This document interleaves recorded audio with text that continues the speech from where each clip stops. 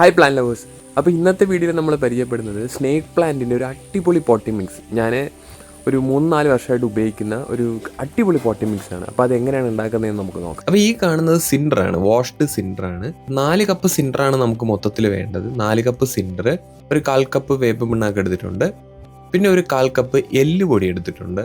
അത് പോയിട്ട് നമുക്കൊരു 1/4 കപ്പ് ഗാർഡൻ സോയിലാണ് വേണ്ടത്. അപ്പോൾ ഗാർഡൻ സോയിൽ നിങ്ങൾക്ക് കിട്ടിയില്ല എന്നുണ്ടെങ്കിൽ നമ്മുടെ കരിയിലയുടെ കമ്പോസ്റ്റ് ആണെന്നുണ്ടെങ്കിലും അടിപൊളിയാണ്. ഈ കാണുന്നത് പ്യുമിസ് ആണ്.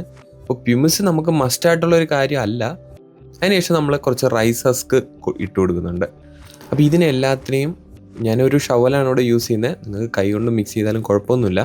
നല്ല പോലെ ഒന്ന് മിക്സ് ചെയ്തെടുക്കുക ഇതിനെ.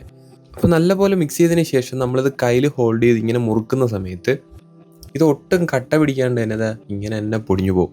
അതായത് അത്രയും ലൂസായിട്ടുള്ള ഒരു പോട്ടി മിക്സ് ആണ് നമുക്ക് സാൻസവേരിക്ക് ആവശ്യം. അപ്പോൾ ഈ ഒരു പോട്ടി മിക്സ് ഉപയോഗിക്കുന്ന വഴി നമ്മുടെ ബെനിഫിറ്റ്സ് വേറെ ഒന്നുമല്ല, പ്ലാന്റിന് നല്ല ഗ്രോത്ത് ഉണ്ടാവും, പെട്ടെന്ന് ഒത്തിരി തൈകൾ ഉണ്ടാവും. കാരണം നല്ലപോലെ റൂട്ടിങ്ങിന് ഹെൽപ്പ് ചെയ്യുന്ന ഒരു പോട്ടി മിക്സ് ആണിത്. ഒരു 4 to 5 ഡേയ്സിൽ ഒരിക്കൽ മാത്രം നമുക്കിതിൽ വെള്ളം ഒഴിച്ചാൽ മതിയാവും. അപ്പോൾ ഈ പോട്ടി മിക്സ് യൂസ് ചെയ്ത് എങ്ങനെ പ്രോപ്പറായിട്ട് നമുക്കൊരു സ്നേക്ക് പ്ലാന്റ് നടാന്നുള്ള വീഡിയോ നമ്മൾ അടുത്ത് ചെയ്യുന്നുണ്ട്. അപ്പോൾ നമ്മുടെ പേജ് ഒന്ന് ഫോളോ ചെയ്യുക, നമ്മുടെ കൂടെ കൂടിക്കൊള്ളുക. അപ്പോൾ ശരി.